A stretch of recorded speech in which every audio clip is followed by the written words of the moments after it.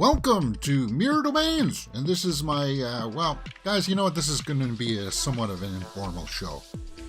In fact, I didn't even think that I was going to stream today, because it's still somewhat the holidays, and you know how it is. You go to the family stuff on the Christmas Day and Boxing Day and stuff, and it's kind of like, is that really your holiday? You don't really get to do what you want to do, so today I'm going to do what I want to do, and maybe tomorrow as well. I did have a whole bunch of streaming stuff that I did want to line up. It's just, I was looking at the movie news today for things that we could talk about, and there's really not that much because everybody else is out doing all their stuff. So it's kind of like, well, it is what it is. And I was just going through the Reddit Roundup today, and I saw some interesting topics on there. I said, well, we can talk about that. Yeah, we'll do that. But it is the long weekend, guys, and I thought we would start off today's show by taking a look at the weekend's box office report and see what's going on there, because I want to see how Avatar did. So let's take a look. This is what we would normally do anyway, right? Avatar: The Way of Water, 64 million. Now this is for the long weekend. This is here, it says 23rd to the 25th, but it's also taking into account the 26th because Boxing Day was on the Monday, right? So a drop of 52%. That's, well, actually I thought it was going to be around 70 million, so that's sort of like the ballpark, the lower end of that ballpark. But guys, don't worry about Avatar. Some people are going to try to spin this and make it into something that it's not, like a bomb or something. It's not a bomb. It's definitely not a bomb. Now, as we know, there's not a whole lot else in the theater right now, so yeah, it's going to have some staying power. 287 domestically, and yeah, because we still got another week of holidays here for most people, so people will be going out to see that. Internationally, 601, so a worldwide total of 889. Now, I think it did cross the 900 million. I think it did. So these numbers will be adjusted probably by tomorrow to account for that, because that's what I heard. Puss in Boots was in second place, and we thought that, right? We thought that Puss in Boots would be in second. Only 12.4 though. That'll be well, actually it was in 4,000 theaters, so that's pretty significant for only 12 million. I hear good things about Puss in Boots, and I'm going to be going to see that. It'll be the last movie in the theater that I'll go see from this year's slate. I'll see a bunch of other stuff when it comes out on streaming to catch up, but yeah, Puss in Boots. Whitney Houston, I Want to Dance with Somebody, is in number 3. Number 4 was Babylon, and number 5 was Violent Night. See, I told you guys. I thought Violent Night would hang in there. Now, if we were just going by the normal 2-day weekend, I think Wakanda Forever was hanging in the 5th spot. Because see how Violent Nights and Black Panther are close, right? 3.53 for Violent Night and 3.5 for Wakanda Forever. So let's talk about the elephant in the room. That's Babylon. We forecasted this last week too. Guys, I don't know why this movie had a budget the size that it did.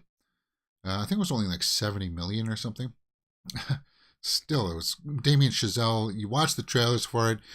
The runtime is like, guys, I could have gone to see Babylon this morning, and in fact I was going to go see it. The showtime was going to be at 10:30 this morning, that I could have gone in to see Babylon. I was like, yeah, that's about the best time for me, because then I'll be coming out around 1:30ish. But then I was like, why am I going to go watch Babylon? I don't really want to. If it was an hour and a half, I would watch Babylon. If I was going into a 10:30 show and I was going to be out by noon, I would go watch Babylon. I'm not at all interested in watching a movie that's 3 hours long of people partying and being drunk and being stupid. That's just, sorry guys. Hollywood, you've totally missed the mark on this one. Let's take a look at Babylon's Rotten Tomatoes. That's what I want to do. Yeah, I want to pull up the budget, and I want to pull up the Rotten Tomatoes.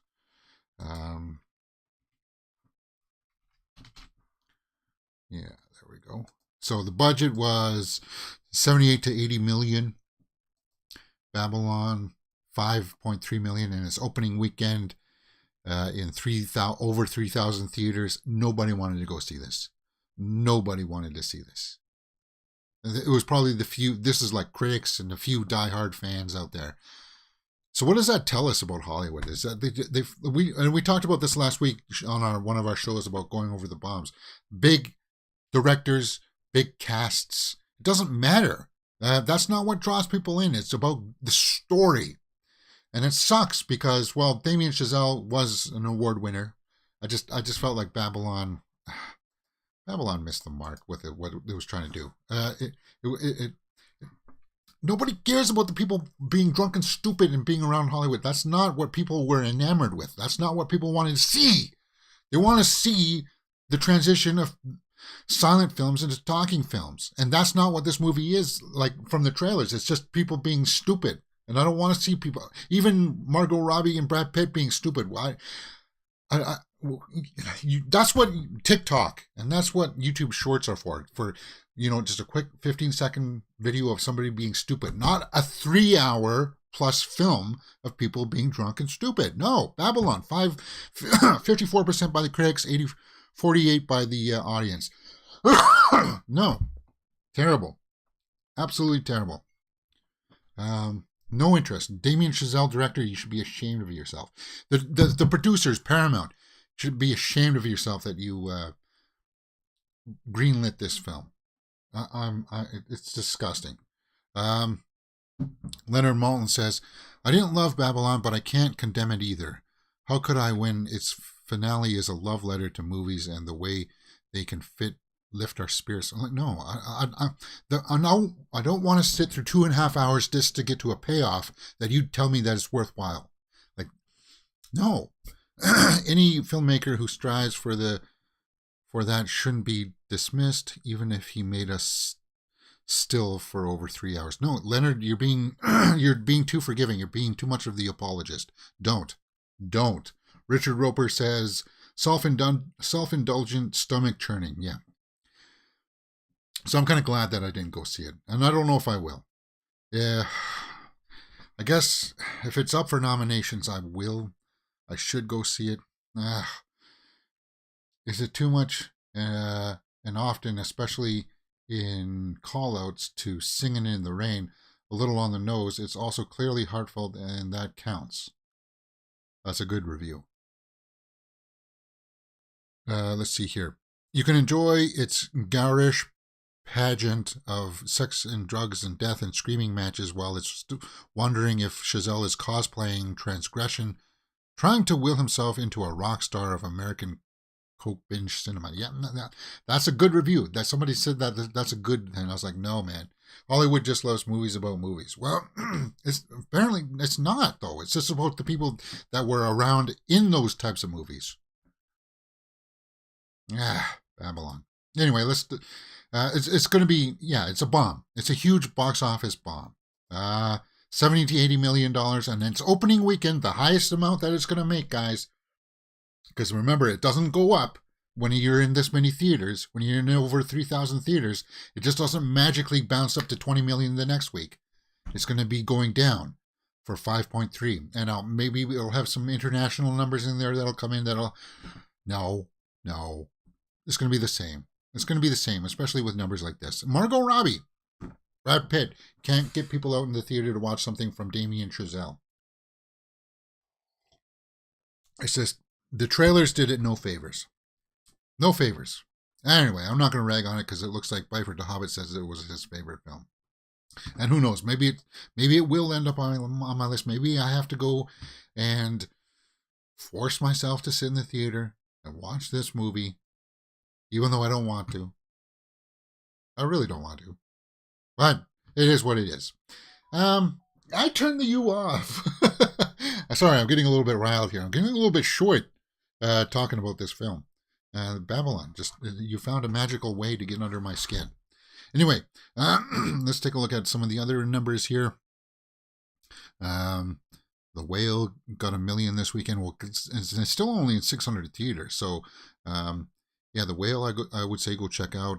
The Fabelmans, there's another good film. What else? Women Talking is only in 8 theaters. I don't know if I'm going to be able to get out to see Women Talking before the end of the year. I want to. That's the other one.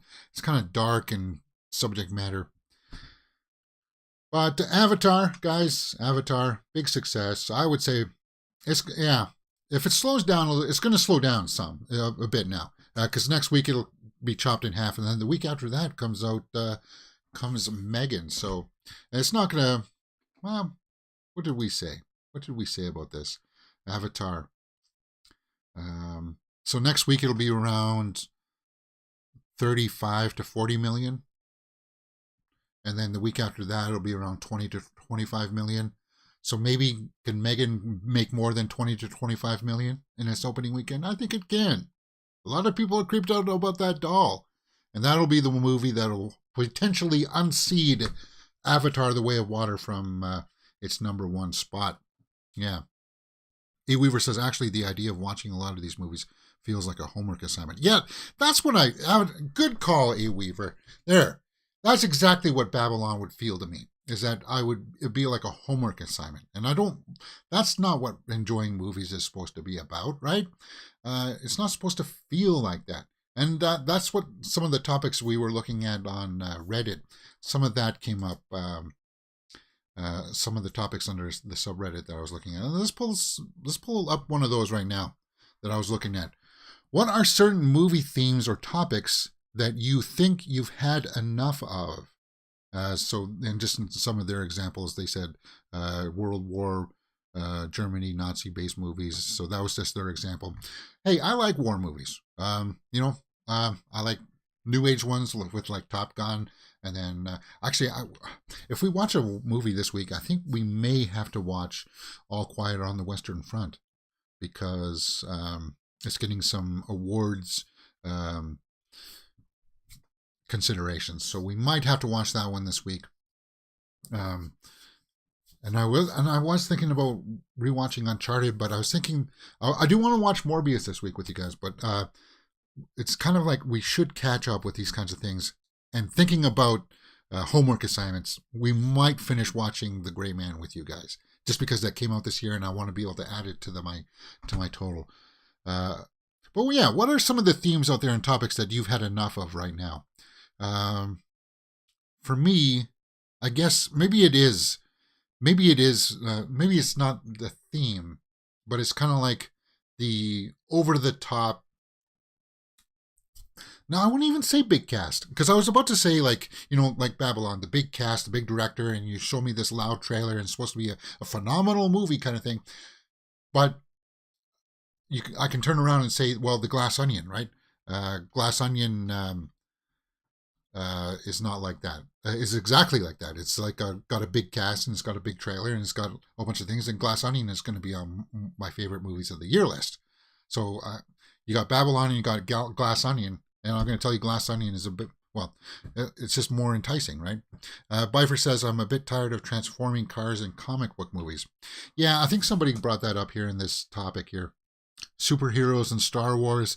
Yeah, a decade ago. Well, Star Wars really hasn't been in the theater, so. And we watched Andor, and I think Andor was some of the best Star Wars we've seen in a while on TV. So does movies being too long count? Yeah, being too long, definitely. That would be one of my peeves right now. Themes. I guess that would be a theme or a topic, maybe. Yeah.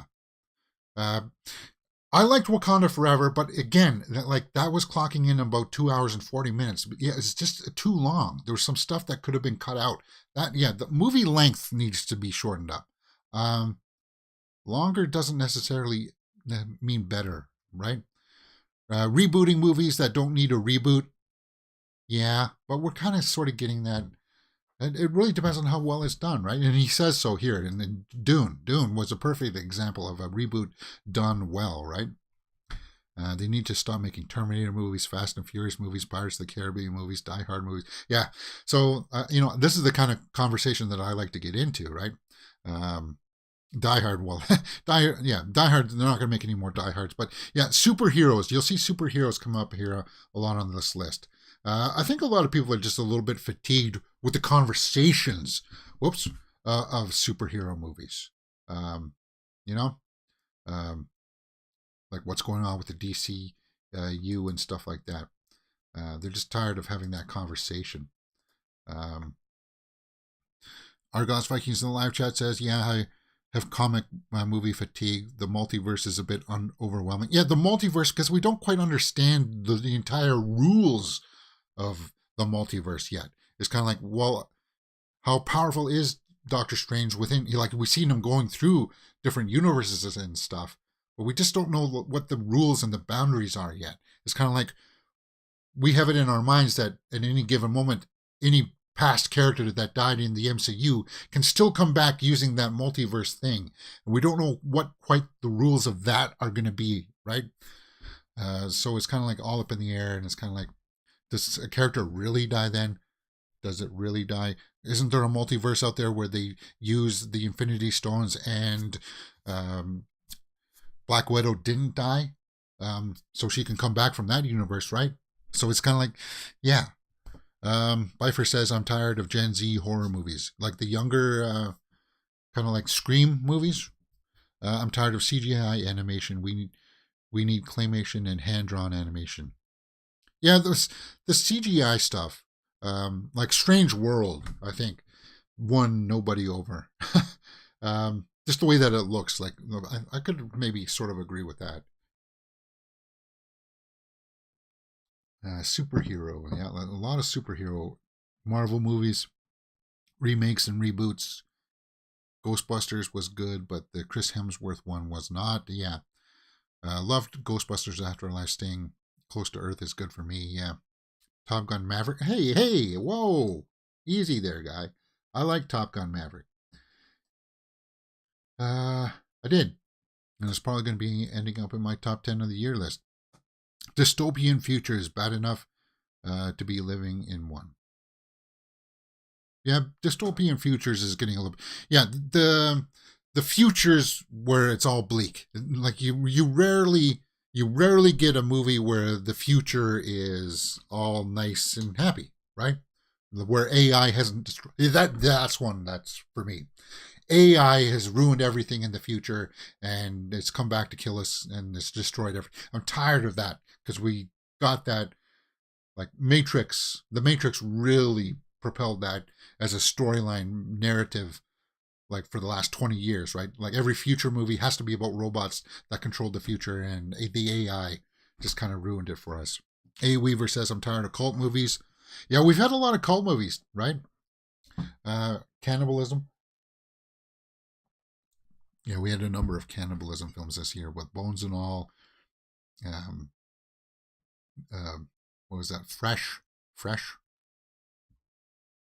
Clive Owen. Let's see what else. Yeah, the bleak futures. Um, show me a future that where people are happy, and show me why that's not a good thing. Perhaps, yeah, or something that maybe it's us from the past. We just can't catch up to it or something in time.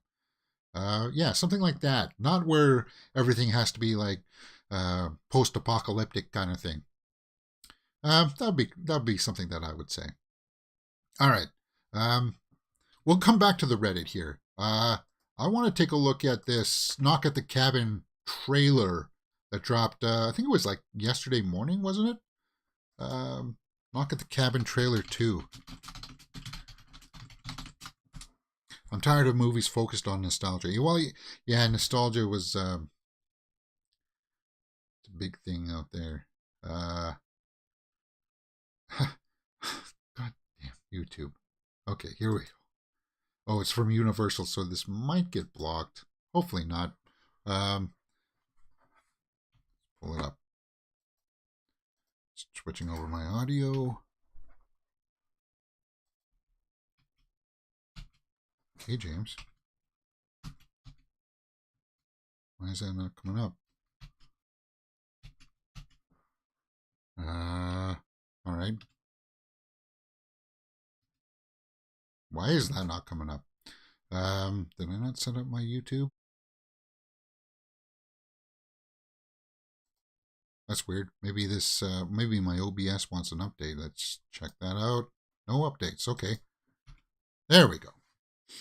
Okay, so this is M. Night Shyamalan's movie, Knock at the Cabin with Batista. Knock at the Cabin official trailer 2. Let's check it out.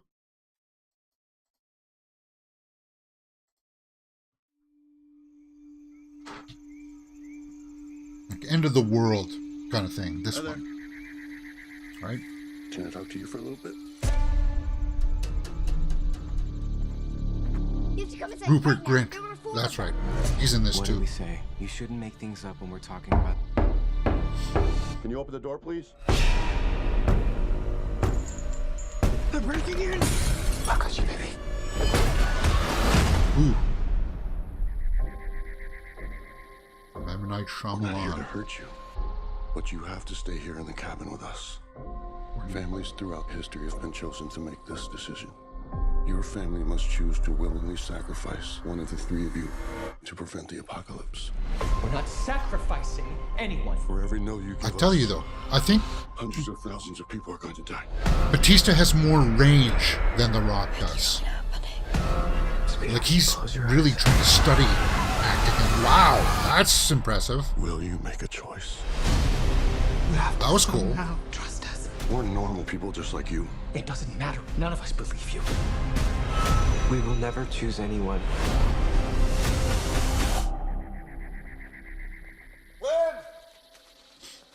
And I like this.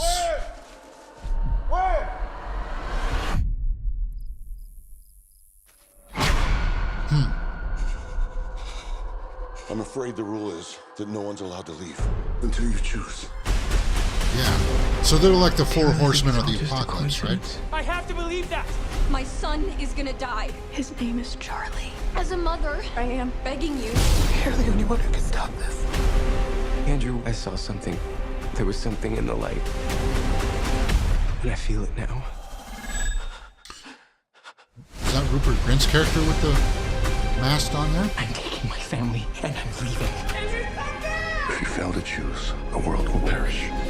Oh, look at that. The plane was We've been crashing. given the chance to decide the fate of everyone. Time's running out on the world. I'm scared. There is nothing more flawed and perfect in this world than our family. Please make a choice. Always together. Make a choice of Always what? Together. Which of your family has to die? I will ask for the last time. Will you make a choice? Knock at the Cabin. Yeah, that was a good trailer. I think what was it? Bifer, or was it somebody said something about? Yeah, Bifer said Batista might be the next Rock. Well, I think he does have more range than The Rock does. The Rock has got like one or two gears when it comes to the realm of acting, but we've seen from what Batista's been doing, and that's a cool shot. Like this tidal wave, wow, that's. So it is sort of like end of days kind of thing, right? A Weaver, yeah, sorry about that. This does sort of look like cults. You said you didn't like cults. There's something cultish about it, but it also does look like it does here. It is going to be sort of like the end of times, like the rapture, right? But like, yeah, Dave Bautista, he just seems to be working with actors, with directors, where he's getting that opportunity to enrich himself as an actor and get lessons, because he's worked with some really phenomenal ones with like Denis Villeneuve. He's worked with him a couple times, right? With Dune and Blade Runner. And now he's got Shyamalan. He did Knives Out.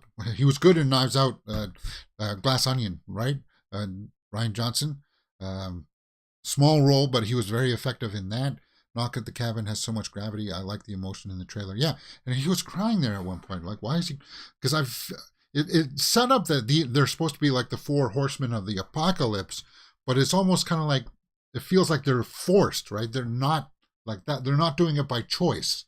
They have to do it, otherwise they realize that the world is going to end, kind of thing. It's really bizarre. And what I like about that is it's got like this big noble concept, but we're in a very familiar setting in a cabin in the woods, like this. Like I like that dynamic. I like that kind of like you wouldn't expect that kind of concept for a movie like this kind of thing, right? Kind of dialed back. setting. Very interesting. Let's see what people are saying here in the comments. Let's see if I can pull that up bigger, James. Batista's in everything now. I'm here for it. Now this is a wrestler turned actor to take serious that doesn't play himself constantly. Oh yeah, so that's somebody's throwing some shade there at The Rock, that doesn't constantly play himself. And that's sort of what The Rock sort of does, right? But I still like The Rock. I do. Doesn't pick roles based on being the hero all the time and doesn't mind dying in the movies. Yeah, you hear that about The Rock, that he doesn't want to be shown in a negative light in movies, right? He doesn't want to die in the movie either, while actually pumping out good movies instead of 1,000 of mediocre films. Yeah, there you go. After what we got rid of old, this looks 20 times better. I like the concept of old. It just kind of fell apart for me in the third act.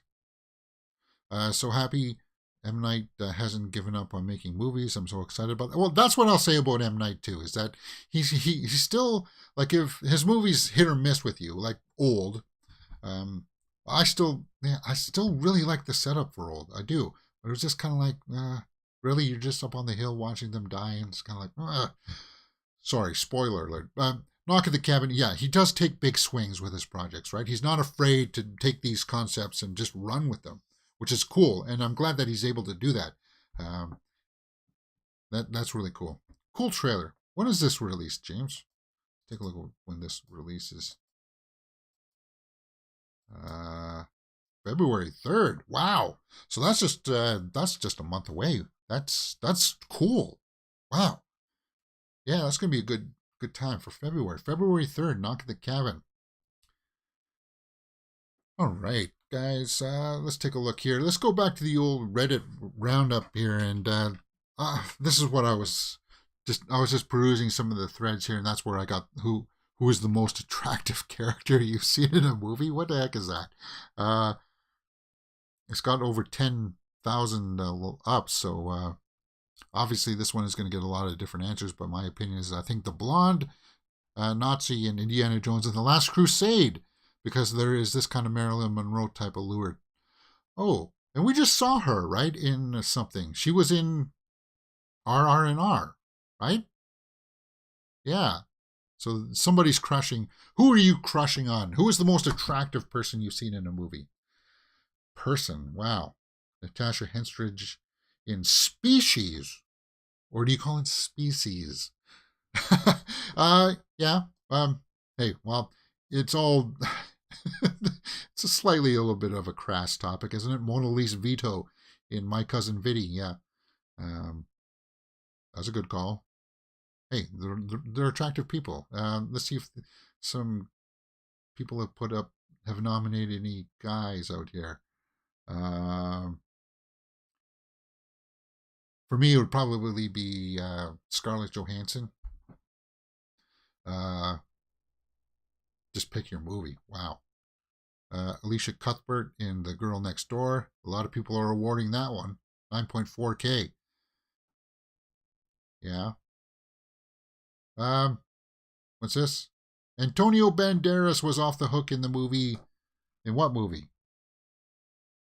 Is that... Oh, Catherine Zeta-Jones in Mask of Zorro. Yeah, that one is. Barn. And people like Antonio Banderas and that. Entrapment. Selma Hayek From Dusk Till Dawn. I think everybody remembers that, Dance with the Snake. That's a good call. Huh. All right, just a few more. Sloane Peterson in Ferris Bueller's Day Off. Elizabeth Hurley in Bedazzled. Not a lot of love out here for guys. Jennifer Connelly in Labyrinth. And, yeah, Jennifer Connelly's stunning beauty. Oh, I think maybe her in, what was that movie where she was locked inside the Target with that guy? Ooh. Yeah, that one. Heather Graham in the second Austin Powers. Yeah. Rachel Weisz in The Mummy. Brendan Fraser for The Mummy. There you go. So at least some girls are coming into this subreddit. Good. All right. Enough of that one. Let's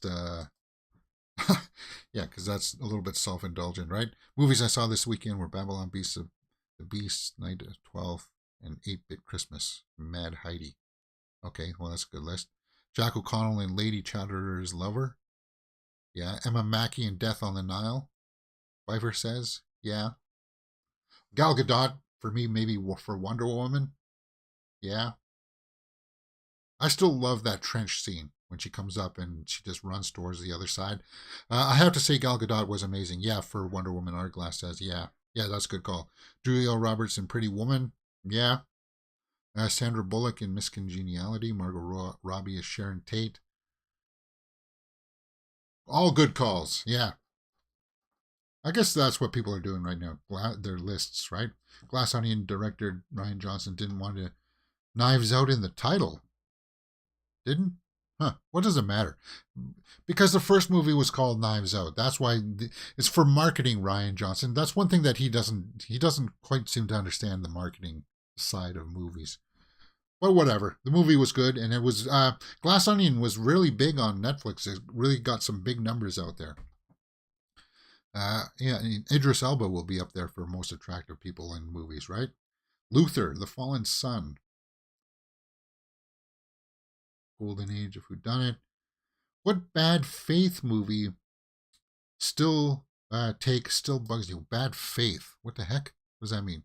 What bad faith criticism or interpretation of a movie you've read online or heard some people say somewhere that still get you really annoyed or super irked by every time you remember it? Well, that's just people trying to get you triggered, right? People that say that Star Wars The Last Jedi is the best Star Wars movie ever made, that kind of thing. That gets me irked.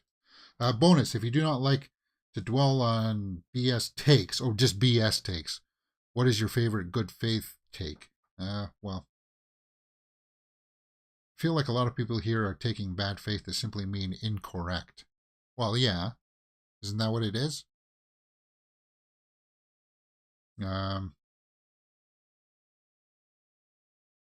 That train spotting glorifies drug use and addiction. Well, so is that what they mean? Did train spotting glorify that? I don't think so. They went pretty hardcore with the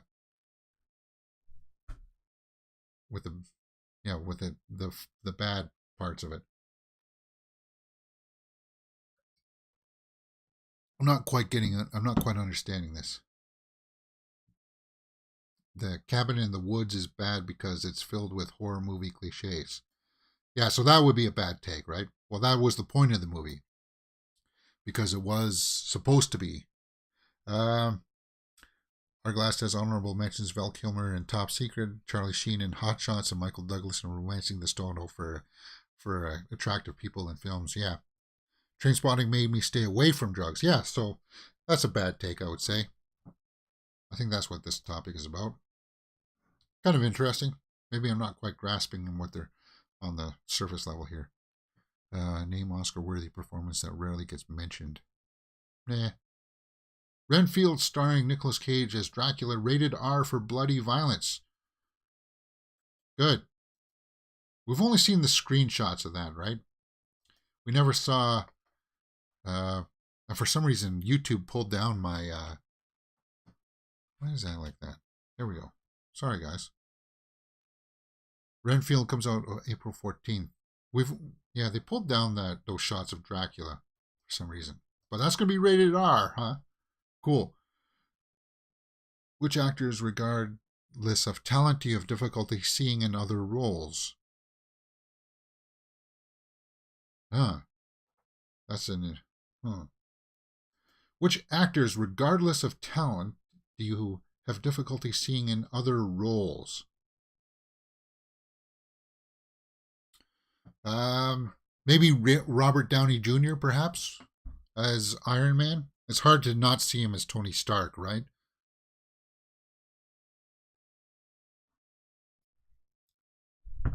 Maybe. Who have you found so iconic in a role? Maybe some people would probably say Daniel Radcliffe, but I think he's been stretching himself enough, right? Yeah, Bifer says Daniel Radcliffe. A. Weaver says Chris Evans. Chris Schober says they should have had a George Lucas or J.J. Abrams or Chris Terrio Star Wars for The Last Jedi. Yeah, me too. That's what I thought, Chris Schober. But actually, we won't get into that. Yeah, which actors, regardless of talent, do you have difficulty seeing in other roles? Were you do? Yeah, my pick would be Robert Downey. The biggest gap in quality between theatrical and director's cut. Biggest gap in quality. Kingdom of Heaven. Yeah, that's a big one. You know what also has a difference in quality is Troy. Troy is much different. The director's cut. They do a lot. They put in a lot more of the funeral burial scenes, in the Troy cut, which I still liked. I still like Troy, even though it's I would like to see a realistic version of that story told. Batman, it's more of a romantic kind of tale, right, Troy? Batman v Superman DC was the best. Yeah. Oh yeah. The Batman versus Superman cut, director's cut. Yeah, I prefer that cut. I do prefer that cut because you see a lot more of Clark Kent in that one, trying to fight with like his Perry Mason, or not Perry Mason, Perry, his editor, right, saying don't go after the Batman. I like that stuff. I found that really intriguing. And then you actually found out that the guy who died in that desert place was Jimmy Olsen in the director's cut, right? Let's see what some of their suggestions are. Stigmata. Why do you need to put that as spoiler for Stigmata, guys? That's been out for a long time. I didn't even realize Stigmata had a director's cut. I can tell you one that's really bad in quality. Talking about horrors, is Nightbreed. I really prefer the theatrical cut over the director's cut. The Cabal cut, they call it. They added in way too much stuff where it just completely loses the wind out of the Nightbreed. And I like Nightbreed. I like that concept quite a bit. I don't know if you guys have ever seen it. Maybe if I can try to track it down, we can watch it. Nightbreed. Yeah, but the Cabal cut, they just added in too much, and they there was a sequence towards the end with what was it called, the Destroyers, or they were holding these monsters that just got too insane towards the end in the basements, and they let them out. I forgot what they're called. And they filmed some stuff that didn't work visual effects wise, that looked really bad, but they put that stuff back into the film, where the theatrical cut just kind of danced around that. But I like that concept. That's a big difference in quality from the theatrical cut to director's cut. That's what I would nominate right there. That's what I would nominate. Big thread. Blade Runner. Oh yeah, Blade Runner's had so many countless cuts. The first one. I don't like the cut where they are driving away in their car at the end. I don't like that cut. Once Upon a Time in America, theatrical cut chopped the movie in half. Yeah.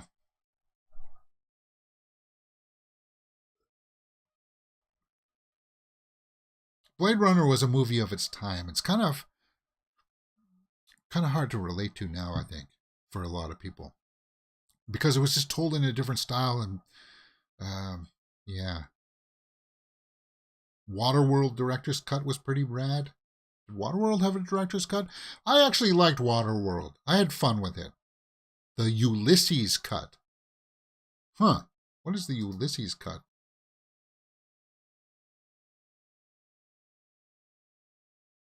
But there are things out there where I prefer the director's cut over the theatrical cut for sure. I like the Aliens director's cut because it brings in stuff with the daughter. I obviously love the 4-hour cuts of Lord of the Rings over the theatrical cuts. I don't even watch the theatrical cuts of the Lord of the Rings anymore. I only watch the 4-hour versions. And I watched the longer version of Dances with Wolves. I prefer that cut. Let's see what else is out here in the old Reddit. Movies that could use a sequel. The Abyss. I prefer the theatrical version. I always like the shorter versions, lean and mean. Well, The Abyss didn't really have too much longer stuff in the director's cut. Just that, right? It just had the extended wave that was going to destroy the cities at the end, right? The Blade Runner theatrical cut because of Harrison Ford's narration. Yeah. There's like 4 or 5 different cuts of Blade Runner, right? Out there. They got a little bit carried away. All right, what's next? I have never seen Top Gun before. I watched the first and then Maverick right after. Okay, good for you. Any films where small town cops are both smart and efficient? I'm currently watching Misery, and I'm intrigued how the small cop notices details. Why is this... Spoiler.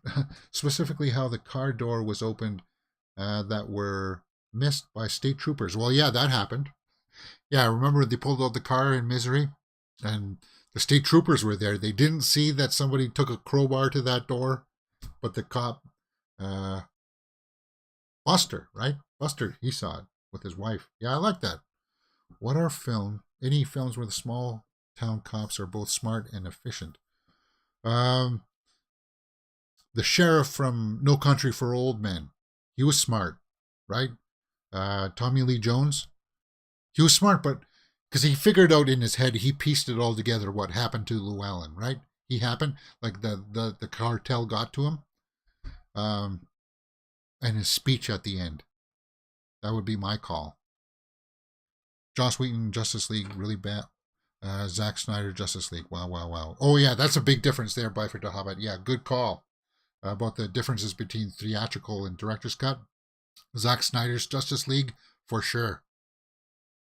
Disturbing the Peace with Guy Pearce was a good movie. Was that where the small town cops? We need more semi-super films where characters still feel human and the world isn't ending. Yeah, we need more semi-super films where the characters still feel human and the world isn't ending. Fargo. Oh, yeah, A. Weaver. That's a good call about where the small town cops are both smart and efficient. Yeah, the cops in that were... Yeah, because she did her due diligence going back to the car dealership, questioning that guy.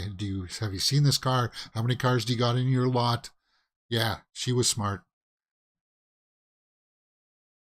Yeah, that's a good one. That's a good call. Name a movie that drops the title more than they say Home Alone in Home Alone. What? When we were sitting here watching Home Alone and trying to count the number of times they say Home Alone in the movie, this is called a title drop. Okay. Wow, this one's got a lot of 16,000 people have commented on this, where they've said the movie title. Huh. See some examples here. Fight Club. Oh yeah, Fight Club they say a lot, right? Because that's part of the rules, right? Has to be up there for sure. Wayne's World. Yeah. Well, that's part of the song.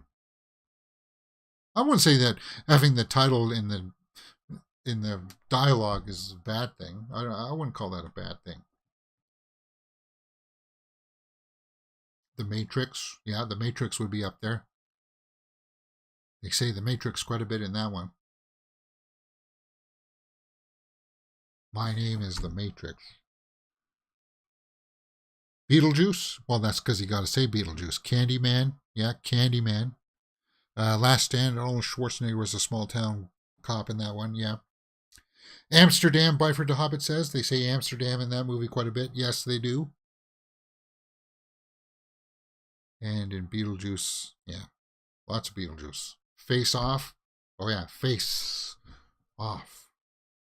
Yeah, classic. Indeed.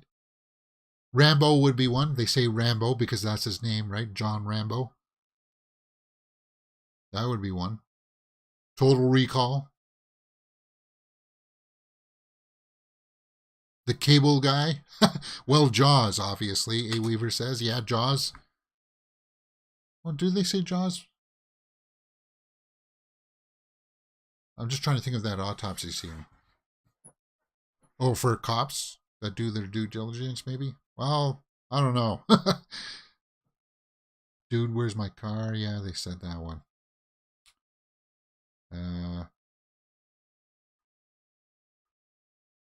Wizard of Oz would be one. Yeah, Wizard of Oz.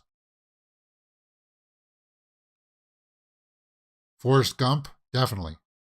Gump! Why'd you put that weapon together so fast, Gump? Look at the jaws on that chart. Yeah, I guess so. Jaws is a good call there. Man, I'm just so tired of all these Star Wars. I don't think they ever said Star Wars once ever in the dialogue for Star Wars. Yeah, but they said Jaws when they caught that tiger shark, right? Didn't they say something about Jaws?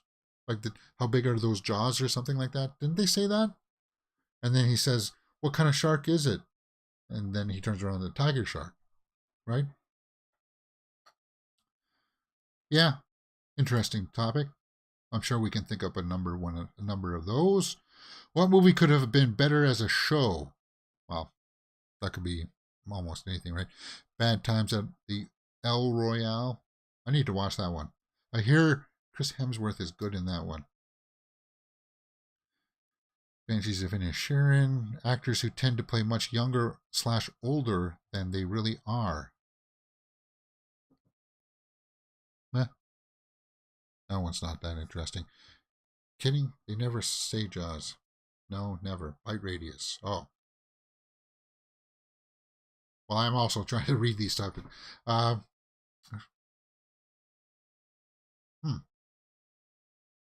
They never once say that, huh? What movie has the best cinema experience? Cinema experience. What do you mean by that?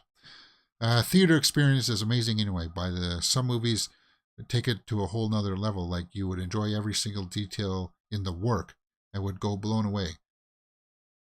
You're saying that the quality of film, is that what you're talking about here? But for me, I would say 2 End Game. What? Was a breather taker that I didn't enjoy the movie in the cinema like this one. What the heck are you talking about? And yet this year's Top Gun Maverick was fire. It was the first time in theaters after lockdown, and I was amazed how the movie turned out. I had some doubts, but the movie exceeded all my predictions. Best cinema experience. See, that could mean a number of things. Like, you really enjoyed the movie in the theater? Is that what, like, that's a theater experience? Or do you mean, like, Borat, the hotel fight scene where the entire theater is just roaring with oohs and ahs and groans and laughter? That kind of a theater experience. Because I like, that's what I think of when I think of theater experience. Like, yeah, Avatar, The Way of Water is definitely a theatrical experience because it's in 3D, it's in a high frame rate. If you see it in IMAX, it's definitely something that you need to go see in the theater to get that full immersed feeling of the theater experience. But nowhere in Avatar, The Way of Water was the theater ever roaring like that in that Borat fight scene. Or nowhere in Avatar, The Way of Water, did my theater ever go, wah, like when Andrew Garfield stepped through the portal in Spider-Man No Way Home. That's a theatrical experience, when you get to be part of that community of reaction where you all together just go, wow.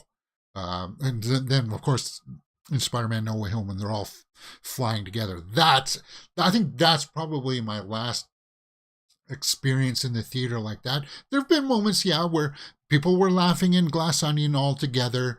There were a couple of sequences in Top Gun Maverick where people were just like, wow, how did they film that?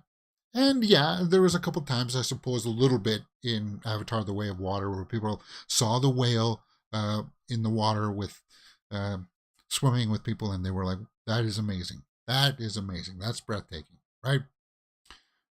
She never got, like, I think Spider-Man No Way Home is the best cinematic experience because that movie had you multiple times. You heard people crying when Aunt May died. You had people just cheering and just going wow, and the whole theater just going roaring with applause when Tobey Maguire comes out. It's just that for me is a cinematic experience, and that's why we just don't get that anymore with movies, right? A Weaver says, I did see Star Wars and Superman at the theater first release. I was very young, but it shaped me for life. The crowd walked out in a daze. Yeah. Yeah, I remember. I didn't see Star Wars, but I saw Return of the Jedi in the theater. My old man took me to it, and I remember coming out of that one. And just the first thing I said, I think when I came out was like, can we see it again? Can we see it again? Kind of thing. Yeah, for sure. I'm so excited for Star Wars. Damon Lindelof's rumored for 2025. Wow. We'll get back into the movie news headlines maybe tomorrow if there's just more stuff. So that's why we're just on the old Reddit roundup here, trying to take a look for some topics. Because there really isn't. A lot of people right now are publishing their top 10s and the worst ofs this year. So we'll do that towards the weekend here. We'll just put on the camera and do some best and worst of. There Will Be Blood at 15. Definitely a cinematic experience, or definitely one of the better movies of the last couple of decades. There Will Be Blood. What plot holes were eventually addressed in sequels or expanded material? What? Plot holes? I recently found out, thanks to another thread, that this subreddit, Disney Plus series, Santa Claus TV series, actually addresses several of the plot holes from the original Santa Claus movies. What?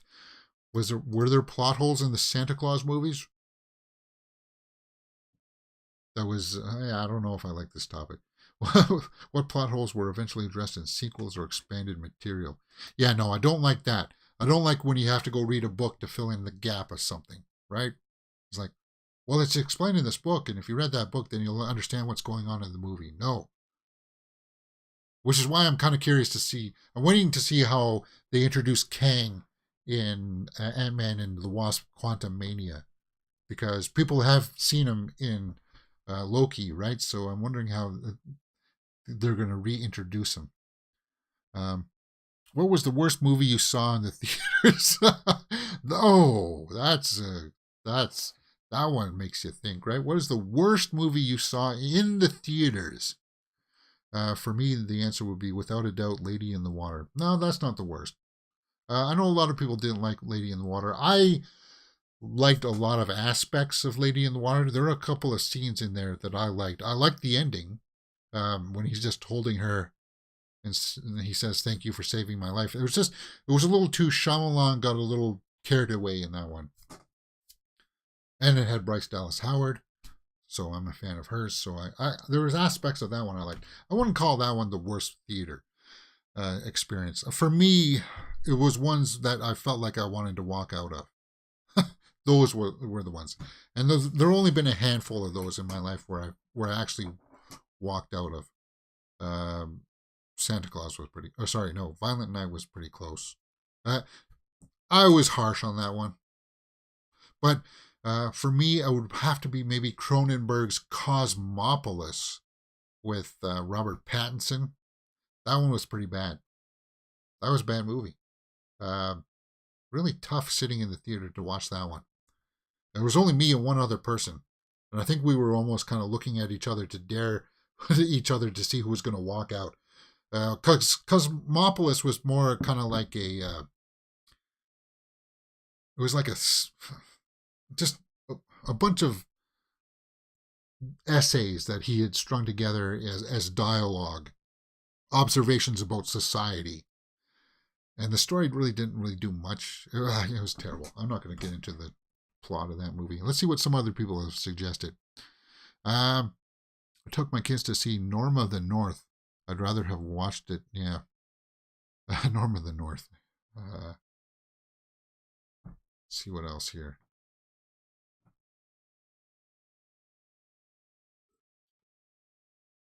You ask and you shall receive.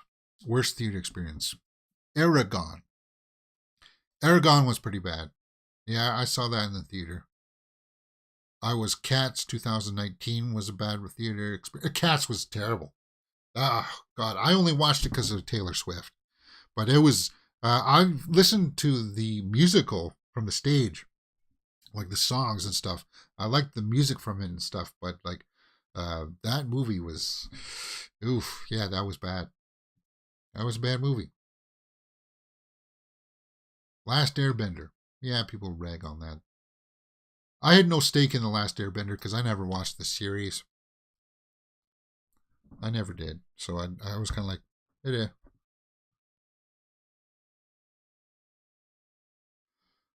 I remember Kathleen Kennedy is rumored to leave Lucasfilm. Yeah, we know.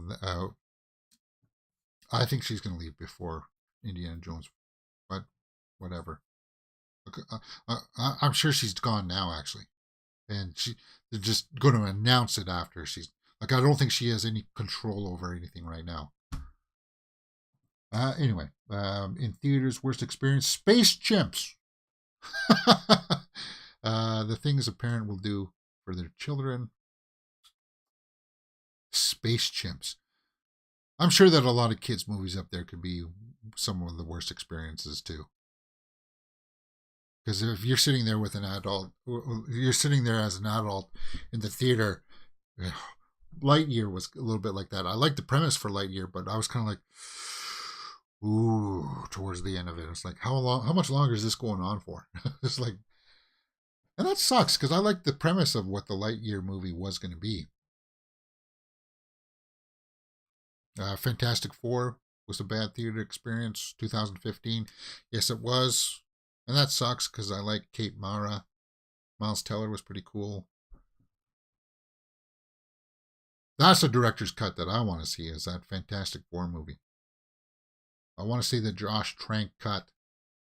There are some extremely good movies people are listing in this thread. Meanwhile, I saw Leonard Part 6 in the theater. Good movies. Well, that's the thing too. I guess this is all opinion based. Bifer says worst experience in theaters: Mortal Engines. That was a bad movie too. Oh God! Thank God I watched it on Netflix where I could hit the fast forward button. That one was shocking because that was Del Toro produced that one, didn't he? I was really let down by that one. Jack and Jill, Catwoman. So they're just trying to name bad movies. I don't know if people actually went to the theater to see those ones. I would question it. All right. How long have we been going here, guys? I didn't expect this to go as long as... Yeah, Peter Jackson produced Mortal Engines. Okay, yeah, that's what it was. Peter Jackson did Mortal Engines. Yeah, that one was... I don't know what the heck they were doing with that movie. The opening scene of Superbad is a masterclass. Okay. Is that all we got here for topics? What is your favorite and least favorite films in 2022? Right now, as of right now, still The Batman is my favorite. And we'll talk about that towards the end of the week here. As of right now, The Batman is still my favorite. My least favorite... Oh, look. They just deleted that post while we were doing this. Cool. I didn't do that. I'm not a moderator here on this subreddit. But my least favorite is probably The Bubble. The Bubble was an awful experience. And luckily, we didn't have to go to the theater for that one. But, man, we Okay. All right. I think that's it for today, guys. I think that's all that I got in the tank. Let's go over to the Twitter roundup and see if there's anything up there, perhaps. Favorite film of 2022 is RRR. Least favorite is The Requiem. Requiem. Oh, that shark movie. Yeah. Happy birthday, Olivia Cook. Olivia Cook's birthday. She's young there. Yeah, this is Alicent, right? Yeah. So it's her birthday. Alicent. Happy birthday, Academy Award nominee. Oh, it's Timothée Chalamet's birthday, too.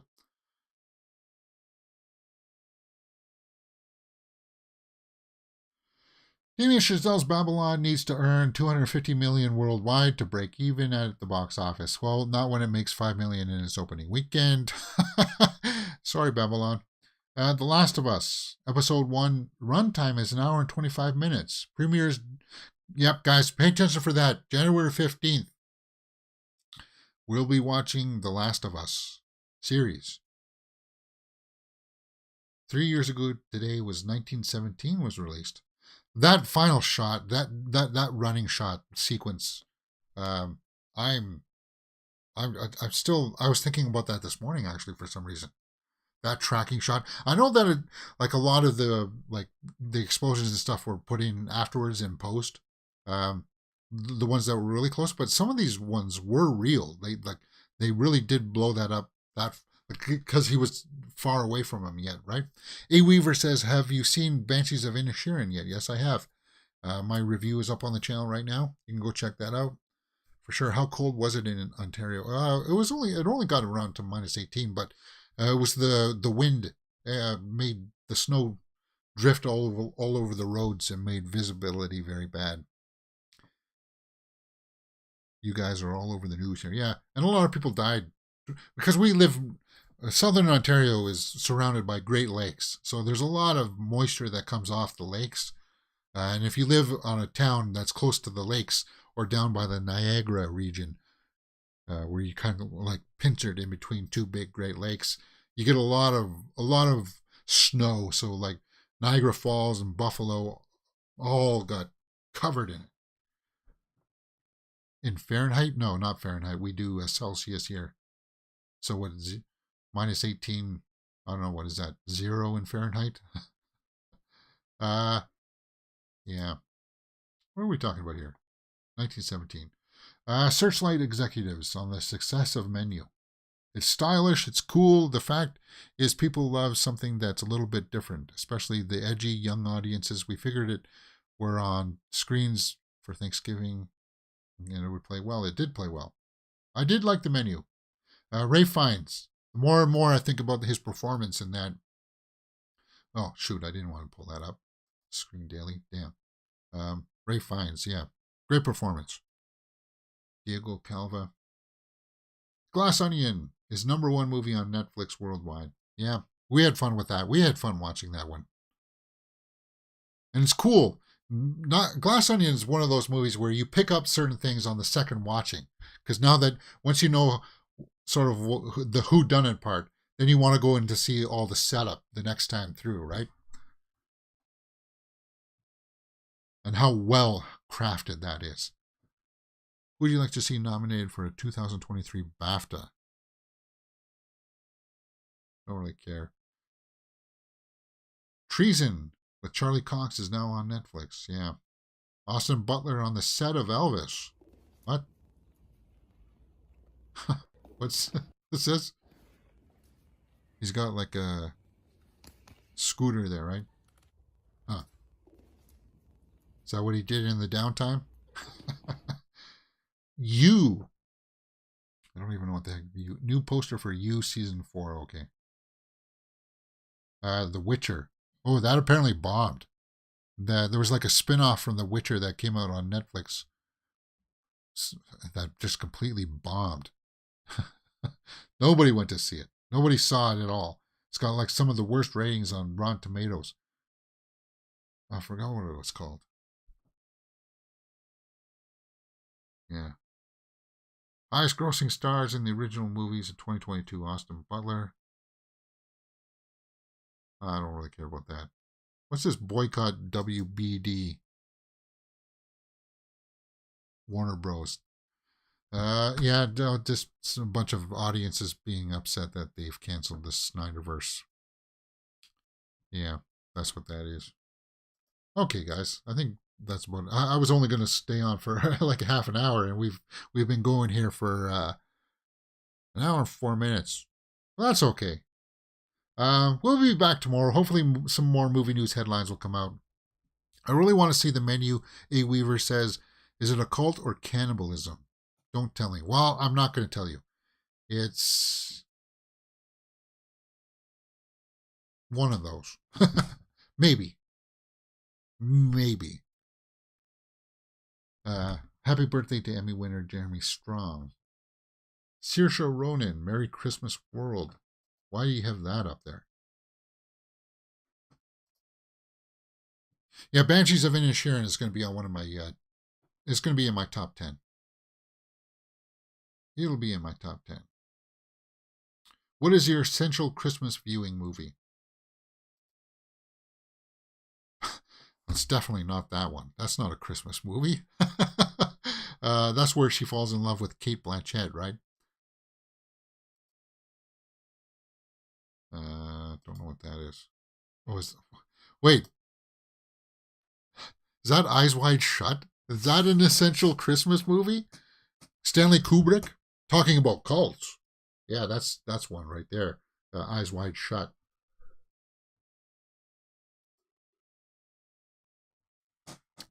Oh, Little Women. That's where Saoirse Ronan, that couple came from, right? Little Women. Was that an essential Christmas movie? I don't even know what the heck this is. What is that? Wishing you happy holidays from the Film Updates team. Okay, thank you very much. There you go. Lost Stars, Daniel Day Kim, Harold Perrineau, and Josh Holloway via Instagram. Oh, cool. So these guys still hang out together, huh? Daniel Day Kim, he's still busy. He still does a lot of TV stuff, right? And he's in a new series too, the guy in the middle, right? But Josh Holloway hasn't really done much. He didn't really have a lot of range as an actor. I think Lost really stretched his boundaries. But he does have a presence. He does have a presence about him. I don't know why he never got picked up for a whole lot of other work. I'm sure he's still working. Something. All right. We're kind of losing momentum here. And I got things to do. So essential for me, It's a Wonderful Life. I like Christmas Vacation. I never watched Home Alone this year. Huh.